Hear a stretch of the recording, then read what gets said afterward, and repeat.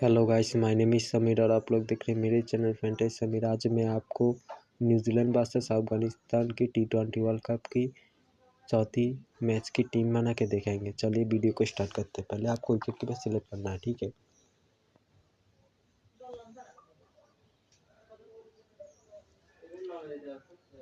Wicket keeper में आपको team shepherd को सिलेक्ट कर सकते हैं, ठीक है। और बैट्समैन में आपको डी रॉसली,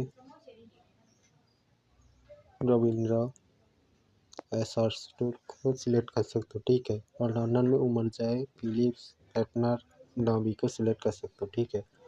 और बॉलिंग में आपको Rashid Khan, Mac Henry, Rocky Ferguson को सिलेक्ट कर सकते हो, ठीक है। कैप्टन आप टीम शेफर्ड, वाइस कैप्टन आप इसको दे सकते हो, ठीक है।